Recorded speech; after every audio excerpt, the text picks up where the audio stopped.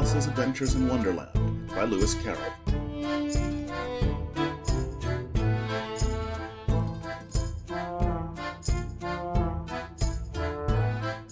Chapter 4. The Rabbit Sends in a Little Bill. It was the White Rabbit trotting slowly back again, and looking anxiously about as it went, as if it had lost something, and she heard it muttering to itself. The Duchess, oh my dear paws, oh my fur and whiskers! She'll get me executed, as sure as ferrets are ferrets. Where can I have dropped them, I wonder? Alice guessed in a moment that it was looking for the fan and the pair of white kid gloves, and she very good-naturedly began hunting about for them, but they were nowhere to be seen. Everything seemed to have changed since her swim in the pool, and the great hall, with the glass table and the little door, had vanished completely.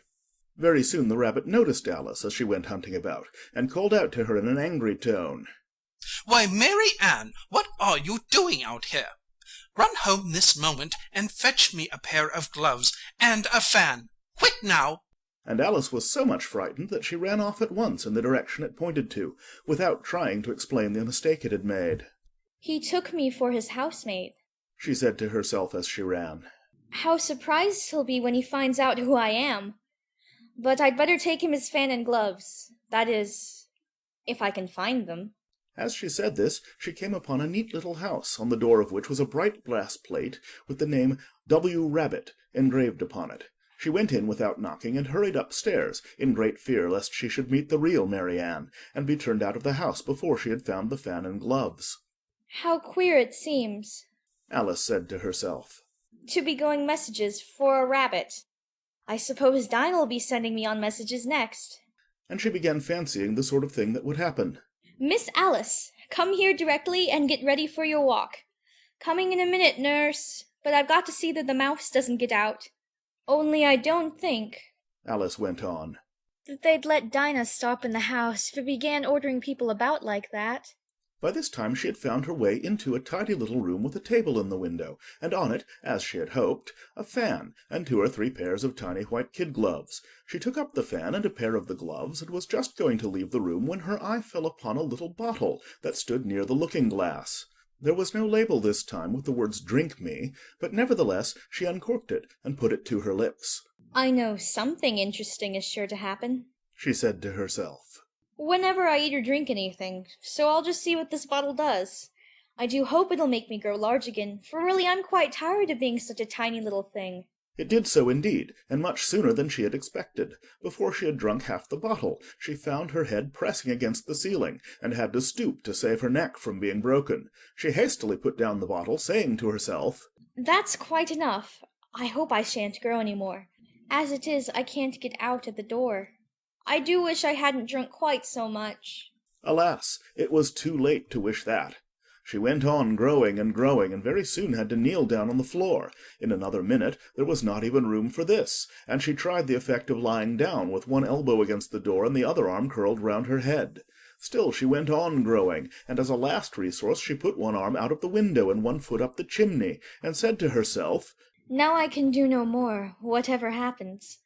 What will become of me?" Luckily for Alice, the little magic bottle had now had its full effect, and she grew no larger. Still it was very uncomfortable, and as there seemed to be no sort of chance of her ever getting out of the room again, no wonder she felt unhappy. "It was much pleasanter at home," thought poor Alice, "when one wasn't always growing larger and smaller and being ordered about by mice and rabbits. I almost wish I hadn't gone down that rabbit hole, and yet it's rather curious, this sort of life. I do wonder what can have happened to me. When I used to read fairy tales, I fancied that kind of thing never happened, and now here I am in the middle of one. There ought to be a book written about me, that there ought, and when I grow up, I'll write one. But I'm grown up now." she added in a sorrowful tone. "At least there's no room to grow up any more here. But then," thought Alice, "shall I never get any older than I am now? That'll be a comfort one way, never to be an old woman. But then, always to have lessons to learn.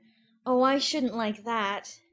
"Oh, you foolish Alice," she answered herself. "How can you learn lessons in here? Why, there's hardly room for you, and no room at all for any lesson books." And so she went on, taking first one side and then the other, and making quite a conversation of it altogether.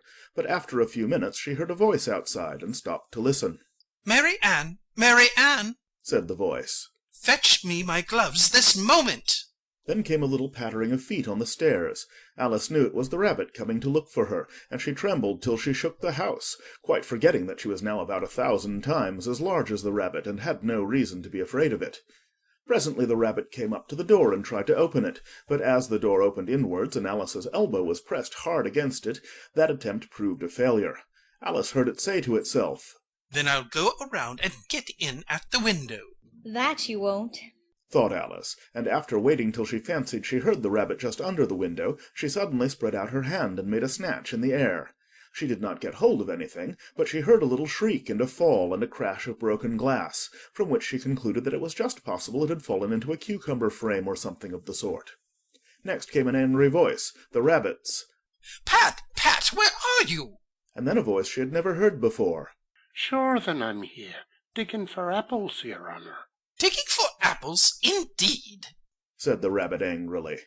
Here, come and help me out of this. Sounds of more broken glass. Now tell me, Pat, what's that in the window?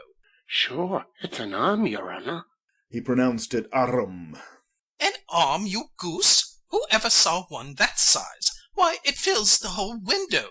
Sure it does, your honour, but it's an arm for all that. Well, it's got no business there, at any rate. Go and take it away. There was a long silence after this, and Alice could only hear whispers now and then, such as, Sure, I don't like it, your honour, at all, at all. Do as I tell you, you coward. And at last she spread out her hand again and made another snatch in the air. This time there were 2 little shrieks and more sounds of broken glass. What a number of cucumber frames there must be, thought Alice. I wonder what they'll do next. As for pulling me out of the window, I only wish they could. I'm sure I don't want to stay in here any longer. She waited for some time without hearing anything more. At last came a rumbling of little cartwheels, and the sound of a good many voices all talking together. She made out the words, Where's the other letter? Why, I hadn't to bring but one. Bill's got the other. Bill, fetch it here, lad. Here, put 'em up at this corner. No, tie 'em together first. They don't reach half high enough yet. Oh, they'll do well enough. Don't be particular. Here, Bill, catch hold of this rope. Will the roof bear? Mind that loose slate. Oh, it's coming down. Heads below. a loud crash. Now, who did that? It was Bill, I fancy. Who's to go down the chimney? Nay, I shan't. You do it. That I won't then. Bill's to go down. Here, Bill, the master says you're to go down the chimney. Oh, so Bill's got to come down the chimney, has he? Said Alice to herself. Shy, they seem to put everything upon Bill. I wouldn't be in Bill's place for a good deal. This fireplace is narrow, to be sure, but I think I can kick a little. She drew her foot as far down the chimney as she could, and waited till she heard a little animal, she couldn't guess of what sort it was, scratching and scrambling about in the chimney close above her. Then, saying to herself, This is Bill. She gave one sharp kick and waited to see what would happen next.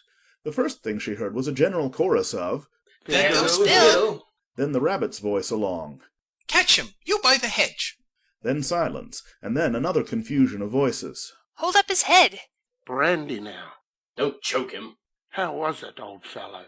What happened to you? Tell us all about it. Last came a little feeble squeaking voice. That's Bill, Thought Alice. Well, I hardly know. No more, thank ye. I'm better now. But I'm a good deal too flustered to tell you. All I know is something comes at me like a jack-in-a-box, and up I goes like a skyrocket. So you did, old fellow. Said the others. We must burn the house down. Said the rabbit's voice, and Alice called out as loud as she could. If you do, I'll set Dinah at you. There was a dead silence instantly, and Alice thought to herself, I wonder what they will do next. If they had any sense, they'd take the roof off. After a minute or two, they began moving about again, and Alice heard the rabbit say, A barrelful will do, to begin with. A barrow full of what? Thought Alice, but she had not long to doubt, for the next moment a shower of little pebbles came rattling in at the window, and some of them hit her in the face. I'll put a stop to this. she said to herself, and shouted out, You better not do that again. which produced another dead silence. Alice noticed with some surprise that the pebbles were all turning into little cakes as they lay on the floor, and a bright idea came into her head. If I eat one of these cakes, She thought, it's sure to make some change in my size, and as it can't possibly make me larger, it must make me smaller, I suppose. so she swallowed one of the cakes and was delighted to find that she began shrinking directly. As soon as she was small enough to get through the door, she ran out of the house, and found quite a crowd of little animals and birds waiting outside. The poor little lizard, Bill, was in the middle, being held up by 2 guinea pigs, who were giving it something out of a bottle. They all made a rush at Alice the moment she appeared, but she ran off as hard as she could, and soon found herself safe in a thick wood. The first thing I've got to do Said Alice to herself as she wandered about in the wood. is to grow to my right size again, and the second thing is to find my way into that lovely garden. I think that will be the best plan. It sounded an excellent plan, no doubt, and very neatly and simply arranged. The only difficulty was that she had not the smallest idea how to set about it, and while she was peering about anxiously among the trees, a little sharp bark just over her head made her look up in a great hurry. An enormous puppy was looking down at her with large round eyes, and feebly stretching out one paw trying to touch her. Poor little thing. Said Alice in a coaxing tone, and she tried hard to whistle to it, but she was terribly frightened all the time at the thought that it might be hungry, in which case it would be very likely to eat her up in spite of all her coaxing. Hardly knowing what she did, she picked up a little bit of stick and held it out to the puppy, whereupon the puppy jumped into the air off all its feet at once with a yelp of delight, and rushed at the stick and made believe to worry it. Then Alice dodged behind a great thistle to keep herself from being run over, and the moment she appeared on the other side, the puppy made another rush at the stick and tumbled head over heels in its hurry to get hold of it. Then Alice, thinking it was very like having a game of play with a cart horse, and expecting every moment to be trampled under its feet, ran round the thistle again. Then the puppy began a series of short charges at the stick, running a very little way forwards each time and a long way back, and barking hoarsely all the while, till at last it sat down a good way off panting, with its tongue hanging out of its mouth and its great eyes half shut. This seemed to Alice a good opportunity for making her escape, so she set off at once and ran till she was quite tired and out of breath, and till the puppy's bark sounded quite faint in the distance. And yet what a dear little puppy it was. Said Alice as she leant against a buttercup to rest herself and fanned herself with one of the leaves. I should have liked teaching it tricks very much, if I'd only been the right size to do it. Oh dear, I'd nearly forgotten that I've got to grow up again. Let me see. How is it to be managed? I suppose I ought to eat or drink something or other, but the great question is, what? The great question certainly was, what? Alice looked all round her at the flowers and the blades of grass, but she did not see anything that looked like the right thing to eat or drink under the circumstances. There was a large mushroom growing near her, about the same height as herself, and when she had looked under it, and on both sides of it, and behind it, it occurred to her that she might as well look and see what was on the top of it. She stretched herself up on tiptoe and peeped over the edge of the mushroom, and her eyes immediately met those of a large caterpillar that was sitting on the top with its arms folded, quietly smoking a long hookah, and taking not the smallest notice of her or of anything else. End of chapter 4.